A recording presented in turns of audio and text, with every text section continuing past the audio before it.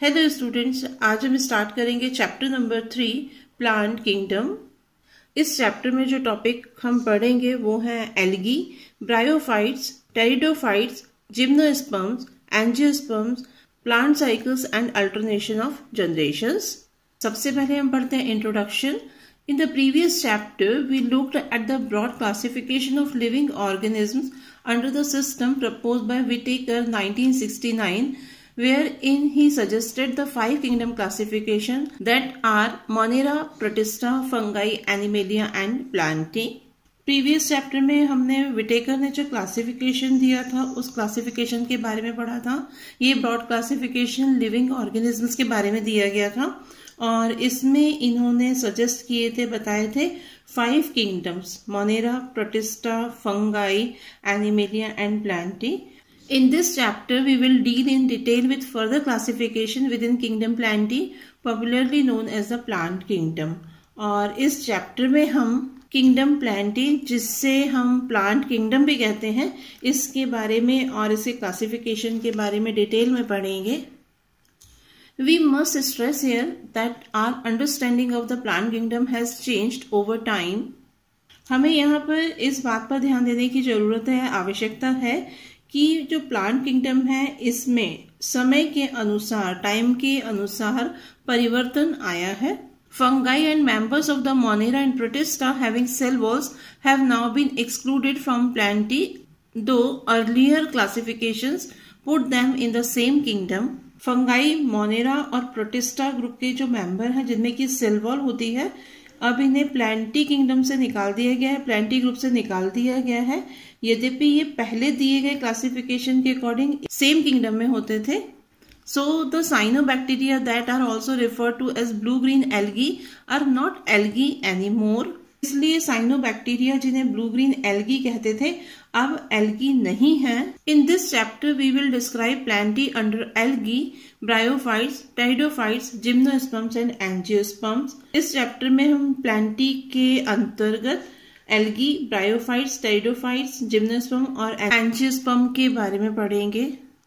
Let us also look at classification within angiosperms to understand some of the concern that influence the classification systems. आओ इस system को प्रभावित करने वाले points को समझने के लिए एंजियोस्पर्म की क्लासिफिकेशन को देखें। The earlier systems of classification used only gross superficial morphological characters such as habit, color, number and shape of leaves etc. पहले दिए क्लासिफिकेशन में हम मॉर्फोलॉजी की कैरेक्टर्स, जैसे उसका हैबिटेट कैसा है, कलर कैसा है, लीव्स का नंबर क्या है, शेप क्या है, इस बेस पर क्लासिफिकेशन करते थे। They were based mainly on vegetative characters और on the androecium structure system given by Linnaeus. वो क्लासिफिकेशन जो है वो मॉर्फोलॉजिकल कैरेक्टर्स और जो एंड्रोशियम रहते हैं, एंड्रोशियम आपको मालूम है कि फ्लावर का जो मेल रिप्रोडक्टिव पार्ट होता है उसको एंड्रोशियम कहा जाता है। तो एंड्रोशियम के स्ट्रक्चर पर बेस्ड है जिससे लिनियस ने दिया था। और such systems were artificial, they separated the closely related species since they were based on a few characteristics. ये जो सिस्टम लिनियस ने दिया था, लिनियस के अकॉर्डिंग इसे आर्टिफिशियल क्लासिफिकेशन कहा गया था क्योंकि इन्होंने बहुत ही क्लोजली जो स्पीशीज थी, क्लोजली रिलेटेड जो स्पीशीज थी उनको अलग कर दिया था। और इसका कारण था कि वे बहुत ही कम कैरेक्टर्स पर बेस्ड थे, बहुत ही कम कैरेक्टर्स पर आधारित थे। Also, the artificial systems gave equal weightage to vegetative and sexual characteristics. This is not acceptable since we know that often the vegetative characters are more easily affected by environment. Artificial classification में vegetative और sexual characters को समान मान्यता दी गई थी। अब यह स्वीकार नहीं है, अब यह नहीं माना जाता है क्योंकि हम जानते हैं कि जो एनवायरमेंटल चेंजेस होते हैं, एनवायरमेंट में जो चेंज होते हैं, उन चेंजेस का वेजिटेटिव कैरेक्टर्स पर इफेक्ट पड़ता है। As against this, natural classification systems developed which were based on natural affinities among the organisms and consider not only the external features but also internal features like ultrastructure, anatomy, embryology and phytochemistry. Artificial classification के विपरीत अगर हम natural classification की बात करें तो natural classification में जो ऑर्गेनिज्म है इनके प्राकृतिक संबंध, नेचर के साथ में जो इनका रिलेशन है, और इनके एक्सटर्नल फीचर्स के साथ साथ में इसके इंटरनल फीचर्स, जैसे इनका अल्ट्रा स्ट्रक्चर कैसा है, एनाटॉमी कैसी है, एनाटॉमी मीन्स इसका इंटरनल स्ट्रक्चर क्या है, इनमें एम्ब्रियोलॉजी जो है उसको देखा गया, और साथ ही फाइटोकेमिस्ट्री के आधार पर विकसित हुआ है हमारा जो नेचुरल क्लासिफिकेशन है। Such a classification for flowering plants was given by George Bentham and Joseph Dalton Hooker, और ये जो क्लासिफिकेशन विकसित हुआ था इस क्लासिफिकेशन को जॉर्ज बेंथम और जोसेफ डाल्टन हुकर ने दिया था। At present, phylogenetic classification systems based on evolutionary relationships between the various organisms are acceptable. वर्तमान में हम phylogenetic classification system जो कि विभिन्न evolutionary relationships पर based है, जो वेरियस ऑर्गेनिज्म हैं उनके बीच में रिलेशनशिप जो है, इवोल्यूशनरी रिलेशनशिप कैसा है, इस पर बेस्ड है, इसे एक्सेप्ट किया गया है, इसे स्वीकार करते हैं। This assumes that organisms belonging to the same taxa have a common ancestors. इससे यह पता चलता है कि सेम टैक्सा के जो ऑर्गेनिज्म हैं उनके एक ही एंसेस्टर्स हैं, उनके एक ही पूर्वज हैं। We now use information from many other sources to help resolve difficulties in classification. हम क्लासिफिकेशन की जो प्रॉब्लम्स हैं, जो कठिनाइयां आती हैं, उनको सॉल्व करने के लिए, हल करने के लिए विभिन्न सूचनाओं तथा दूसरे सोर्सेस का उपयोग करते हैं। These become more important when there is no supporting fossil evidence.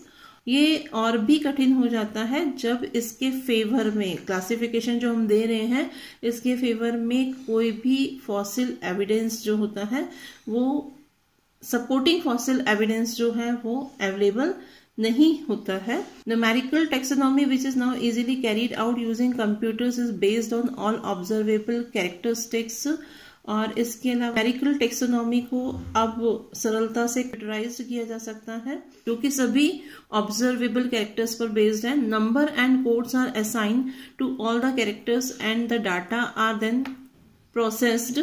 इसमें यहाँ पर जो लिविंग बींग्स हैं, ऑर्गेनिज्म जो होते हैं, उनके सभी कैरेक्टर्स को एक नंबर और एक कोड दिया गया है और इसके बाद इसे प्रोसेस किया जाता है। In this way, each character is given equal importance and at the same time hundreds of characters can be considered.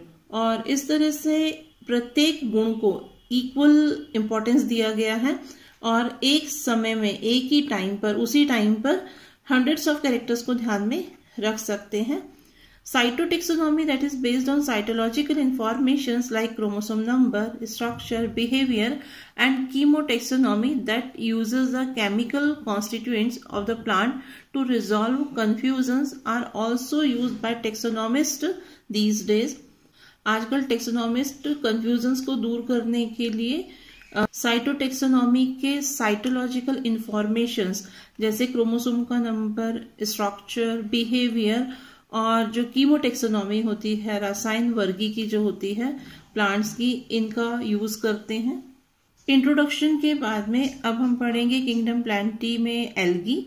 Algae are chlorophyll bearing simple thalloid autotrophic and largely aquatic both fresh water and marine organisms. Algae chlorophyll bearing organism है, इनमें chlorophyll होता है, इनका structure बहुत simple होता है, thalloid होते हैं। थैलॉइड मीन्स होता है इनकी बॉडी थैलस जैसी होती है, और थैलस जैसी बॉडी का मतलब होता है कि इनकी बॉडी में रूट, स्टेम और लीव्स नहीं होते हैं। ऑटोट्रॉफिक है, अपना फूड खुद बना सकते हैं, और ये लार्जली एक्वेटिक ऑर्गेनिज्म है। ये एक्वेटिक दोनों ही तरह के हो सकते हैं, फ्रेश वाटर में भी होते हैं इनके कुछ मेंबर्स, और कुछ मेंबर्स जो होते हैं वो मरीन भी होते हैं। They occur in a variety of other habitats, moist stones, soils and wood. इसके अलावा ये बहुत सारे हैबिटेट्स में हमको देखने को मिलते हैं, जैसे कि मॉइस्ट स्टोन पर आपको एल्गी दिख जाएगा, सॉइल में लगा हुआ एल्गी दिख जाएगा, या जो मॉइस्ट वुड होती है वहां पर भी एल्गी आप देख सकते हैं। Some of them also occur in association with fungi and animal. कुछ इसके मेंबर्स जो एल्गी है, इसके कुछ मेंबर्स फंगाई के साथ में एसोसिएट होते हैं, जैसे हमने लास्ट चैप्टर में पढ़ा था, जैसे लाइकेन नाम दिया था कि जब फंगाई एल्गी के साथ में एसोसिएट होता है, सिम्बायोटिक रिलेशनशिप शो करता है, तब हमने इसे लाइकेन नाम दिया था। तो एल्गी के कुछ मेंबर फंगाई के साथ में एसोसिएट रहते हैं, और फंगाई के अलावा ये एनिमल्स के साथ में भी एसोसिएट रहते हैं, जैसे कि स्लॉथ बियर पर। The form and size of algae is highly variable. Figure 3.1. Algae के फॉर्म्स और साइज में बहुत विभिन्नता होती है, जिसे हम फिगर 3.1 में देख सकते हैं। इसमें आप एल्गी के डिफरेंट फॉर्म्स को देखेंगे जो आपकी बुक में पेज नंबर 31 पर दिए हुए हैं। ये स्ट्रक्चर वॉल्वॉक्स का है जो कि कॉलोनियल फॉर्म में है। ये क्लेमाइडोमोनास है जो कि यूनिसेलुलर होते हैं, और ये कारा का स्ट्रक्चर है। इसके बाद में यहाँ पर ये तीनों ही ग्रीन एल्गी है, ग्रीन कलर के होते हैं, ये ग्रीन एल्गी है। यहाँ पर हम देखेंगे ये स्ट्रक्चर जो है लैमिनेरिया का है, ये स्ट्रक्चर जो है वो फ्यूकस का है, और ये स्ट्रक्चर जो है ये डिक्टियोटा का है। ये तीनों ही जो है वो ब्राउन एल्गी है, इनका कलर ब्राउन होता है। और इसके बाद में आप ये स्ट्रक्चर देखेंगे, ये पोरफायरा का स्ट्रक्चर है, और ये स्ट्रक्चर पॉलीसाइफोनिया का है। और ये दोनों ही मेंबर जो हैं वो रेड एल्गी के, पोरफायरा और पॉलीसाइफोनिया जो है ये रेड एल्गी के मेंबर हैं। इस तरह से हम देखेंगे कि एल्गी के डिफरेंट फॉर्म्स होते हैं नेचर में। कुछ कॉलोनियल फॉर्म में रहते हैं, कुछ सिंपल सिंगल सेल के फॉर्म में रहेंगे, कुछ फिलामेंटस फॉर्म में भी होते हैं। जैसे अगर हम स्पाइरोगैरा देखेंगे तो स्पाइरोगैरा जो है वो फिलामेंटस स्ट्रक्चर होता है। तो इस तरह से इनकी बॉडी जो रहती है वो डिफरेंट फॉर्म में होती है, और बॉडी थैलॉइड होती है, थैलस लाइक होती है। बॉडी रूट, स्टेम और लीफ में डिफरेंशिएटेड नहीं होती है। The size ranges from the microscopic unicellular form like Chlamydomonas to colonial forms like Volvox, filamentous forms like Eulothrix and Spirogyra। अगर हम इनके साइज की रेंज की बात करें तो कुछ एल्गी जैसे कि क्लेमाइडोमोनास है, ये यूनिसेलुलर होते हैं, माइक्रोस्कोपिक यूनिसेलुलर है, इन्हें हम नेकेड आई से नहीं देख सकते हैं। माइक्रोस्कोपिक यूनिसेलुलर फॉर्म से ये कॉलोनियल फॉर्म तक भी होते हैं, कॉलोनियल फॉर्म भी देखे जा सकते हैं इनके। जैसे कि हम वॉल्वॉक्स की बात करें तो वॉल्वॉक्स जो है ये कॉलोनी में मिलता है। इसके अलावा कुछ मेंबर्स जो होते हैं वो फिलामेंटस फॉर्म्स में होते हैं।